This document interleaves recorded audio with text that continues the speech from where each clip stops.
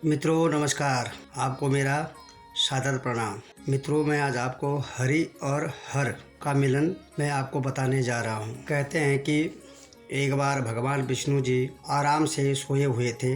लक्ष्मी जी उन्हें निहार रही थी। भगवान विष्णु के अधरों पर एकाएक ही मधुर मुस्कान खिल गई। थोड़ी देर पश्चात उनके नेत्र खुले और वे उठकर बैठ गए।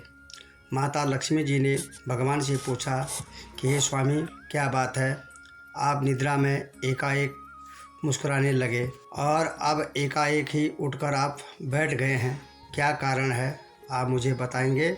ऐसा लगा जैसे नारायण ने कुछ सुना ही नहीं।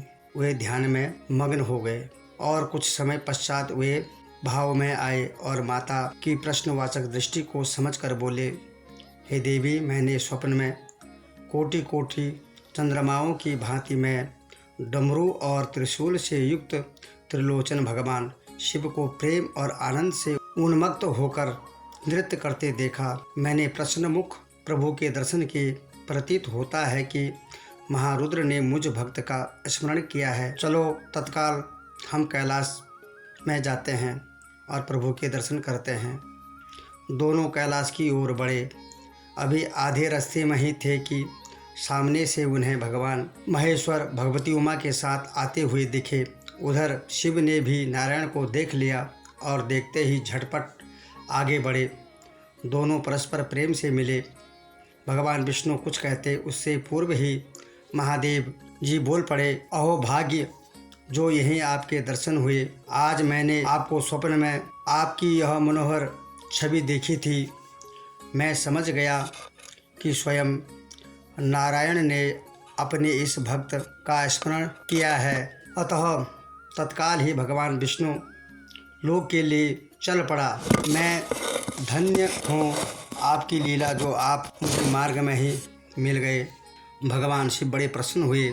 तब भगवान विष्णु ने जब जाना कि महादेव बैकुंठ आने के लिए निकले हैं, तो आग्रह करने लगे कि चलें, बैकुंठ को अपनी चरण रज से धन्य करें। उधर महादेव को ज्ञात हुआ कि भगवान विष्णु कैलाश के लिए चले थे, तो उन्होंने भी आग्रह किया कि वे चलकर कैलाश को अपनी उपस्थिति से पवित्र करें। और बड़ी प्रसन्नतापूर्वक बात है। और यहाँ पर एक बड़ी समस्या उत्पन्न हुई। दोनों भक्त अपने अपने भगवान से प्रार्थना कर रहे थे कि वे उनके घर चलें। निर्णय कठिन हो गया। तभी देवर्षि नारद मुनि नारायण नारायण का जाप करते हुए उधर से आ पहुँचे। उन्होंने दोनों ने, नारायण और महेश्वर ने, उनसे प्रार्थना की कि वे ही निर्णय करें कि कौन किसके घर जाएगा। पर नारद की स्थिति तो अभी भी विचित्र। वे तो हरि और हर के इस मिलन को देख प्रेम मग्न हो दोनों के ही गुणगान करने लगे और अंततः भगवती उमा पर निर्णय छोड़ दिया गया।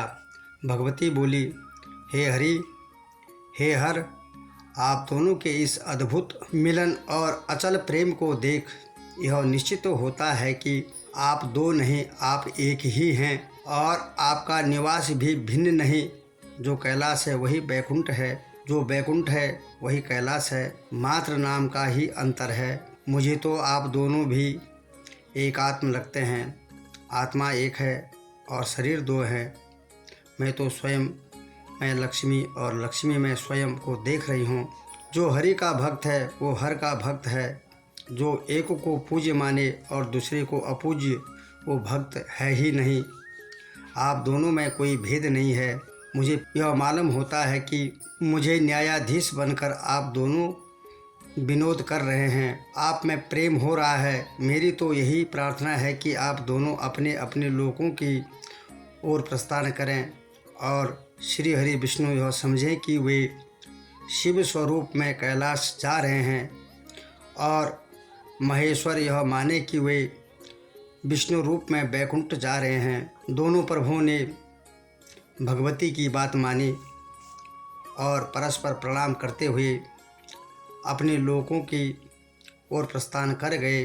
और भक्त के मन में सदैव यह प्रश्न जन्मता है कि विष्णु पुराण में विष्णु, शिव पुराण में शिव को ही सर्वश्रेष्ठ माना गया है।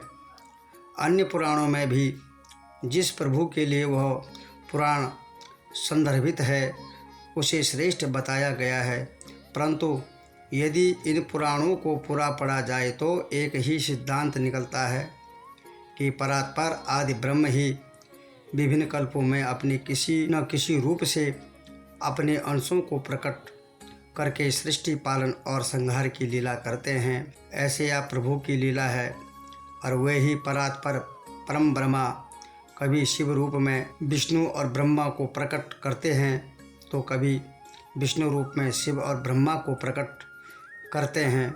शिव पुराण के अनुसार शिव आदि देव हैं और वे अजन्मे हैं। उन्होंने सबको जन्म दिया है, पैदा किया है। वे स्वयं किसी से पैदा नहीं हुए हैं। उनसे ही त्रिदेव ब्रह्मा और विष्णु महेश निकले हैं।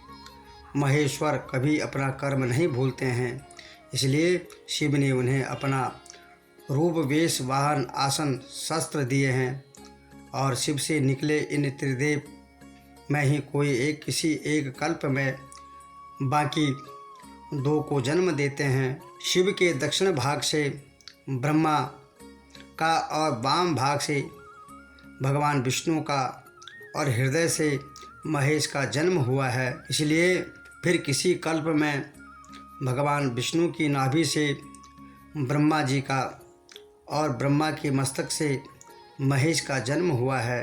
देवी भागवत और ब्रह्म वैवर्त पुराण में ये परात्पर परम ब्रह्म श्री कृष्ण हैं, जिनके दक्षिण भाग से विष्णु, वाम भाग से महेश्वर और नाभि से ब्रह्म प्रकट हुए हैं। और सभी पुराणों में वह भगवान स्वयं को दूसरों से पृथक नहीं बताता।